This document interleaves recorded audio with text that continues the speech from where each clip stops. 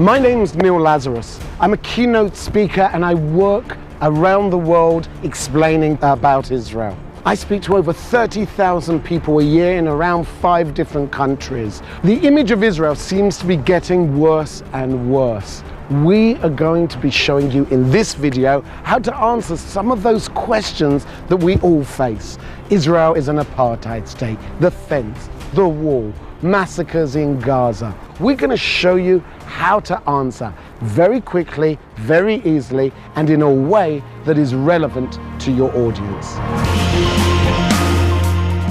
One of the biggest issues that you will be asked about is the question of human rights. In particular, they will ask you about why has Israel built this wall or even apartheid wall? And second of all, what about the checkpoints where Palestinians have to wait for a long time to get into Israel? We would love to live in countries without fences, without walls, without checkpoints. It used to be that case.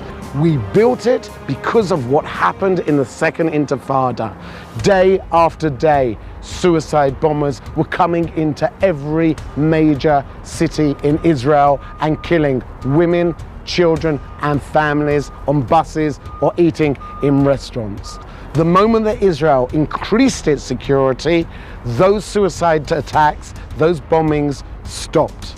The real problem is not fences and walls which can be brought down. The real problem is the Hamas and Fatah groups who are committed to murdering Israelis downtown Jerusalem and elsewhere.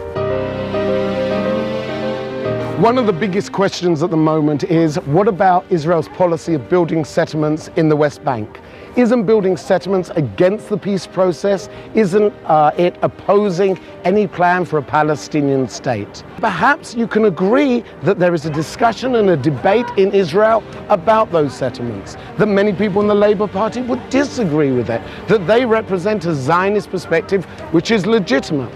On the other hand, I think it's also important to bring out, too, that Israel has a right to build in the West Bank because there's a historic connection of the Jewish people that goes back thousands of years. At the same time, I think it's important to refer to what happened in Gaza. We have a situation where we did what they demanded. We left Gaza, we removed 10,000 people from their homes, and within a couple of years, we had rockets in every part of the state of Israel, from Haifa in the north to Mitzpah Ramon in the south. The real question is, are the settlements the block to peace, or is it the fact that Palestinians don't recognize Israel's right to be a Jewish state?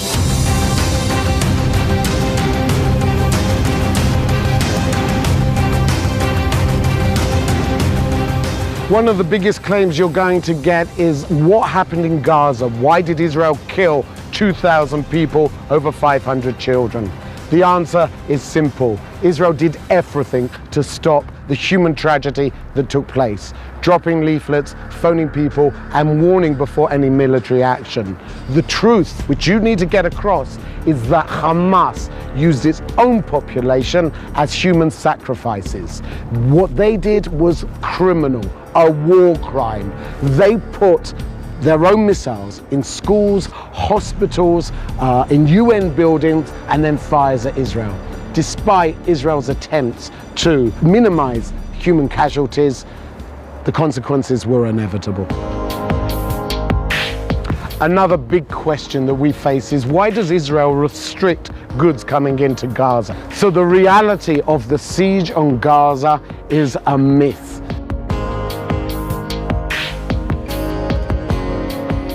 The restrictions they're putting in Gaza are only to prevent weapons coming in. Go to Gaza, you're going to see trucks of aid and food coming in.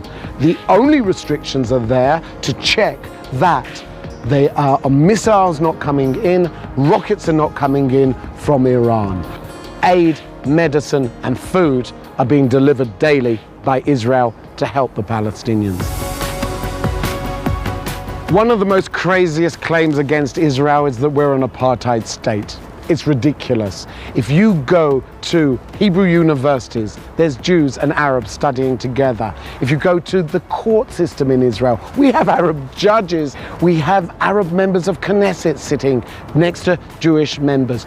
I would argue, and I think you've got to pick up this point, that apartheid and its use of it against Israel delegitimizes the struggle of black South Africa for its own liberation of its own country.